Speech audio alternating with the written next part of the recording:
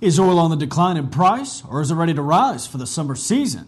Does a company have enough money to put down to gain rights to the back-end shale? Will a new Canadian sands project pick up soon or go on hiatus? Stay tuned for all this and more when we come back.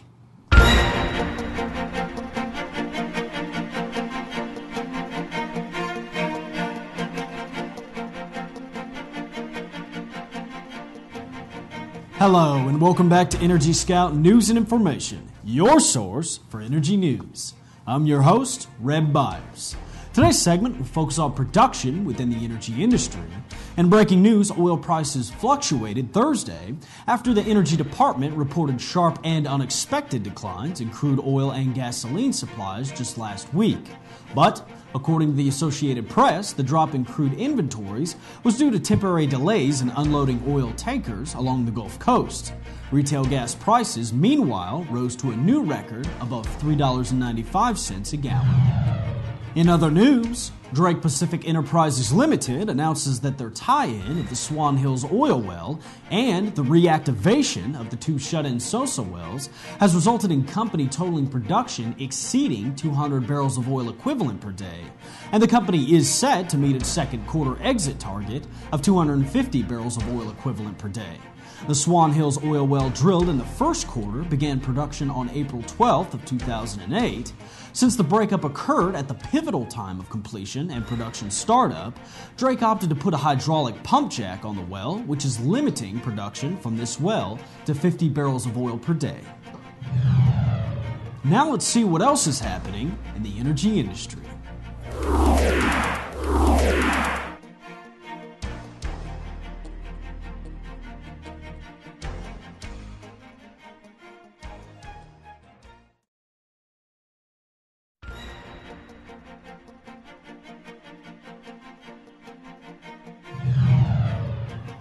XTO Energy Incorporated agreed to pay $1.85 billion for drilling rights in an oil-producing area near the United States-Canadian border, highlighting the once obscure field's growing importance. The move also reflects rising confidence by energy companies that oil will stay above $100 a barrel. The Fort Worth, Texas oil and natural gas producer will buy the rights to 352,000 acres in the Bakken Shale, which stretches across Montana and North Dakota, with the intent to drill and produce as soon as possible. State Oil Hydro said it will delay the ramp-up of production at its Canadian oil sands project by 2 years, but they did reiterate first that oil from the venture will still be in 2010. Although a local media report had suggested the project was being delayed, a spokesman for State Oil Hydro this morning confirmed this was not the case.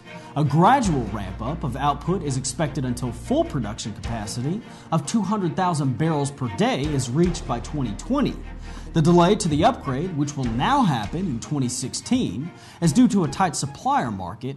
State Oil Hydro acquired 275,200 acres of oil sand leases in the Athabasca region of Alberta, northeast of Edmonton last year, in a deal that was worth $2 billion. It's time once again for our market numbers, but first let's take a look at our leaders and laggards.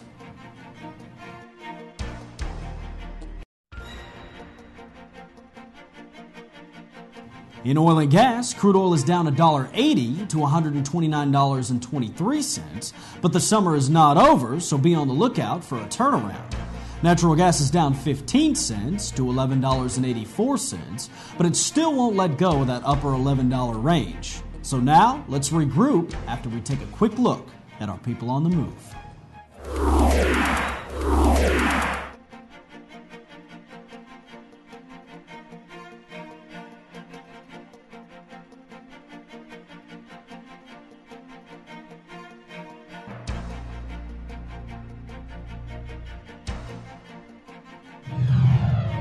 Yesterday, we asked the viewers about the current $10 drop in pricing from last week. Can we see this as a continuing drop, or are we likely to see critical spikes in the coming months? And we received some responses from the viewers. Kathy Casey said it is very temporary. It is going to continue to increase for the industry's benefit.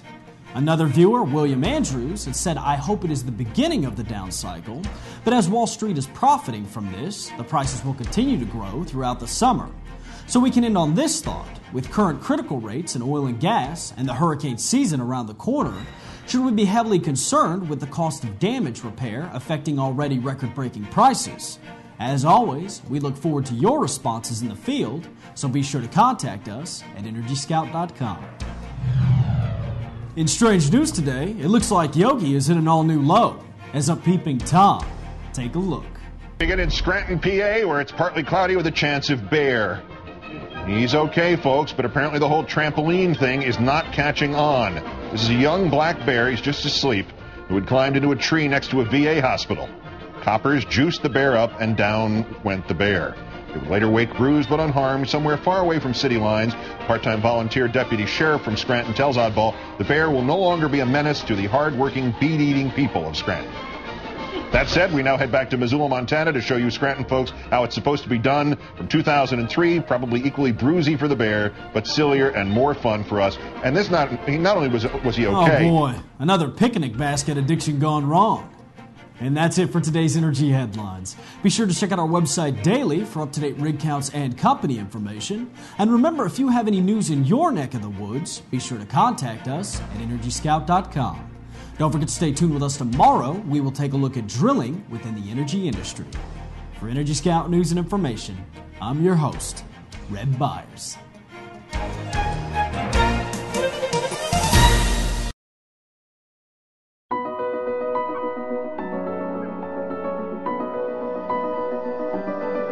Math and science are all around us.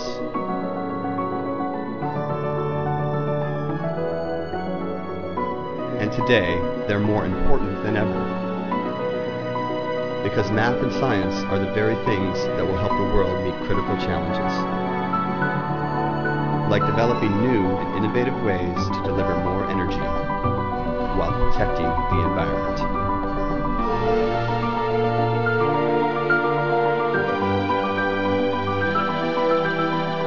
The solutions to move us forward are everywhere.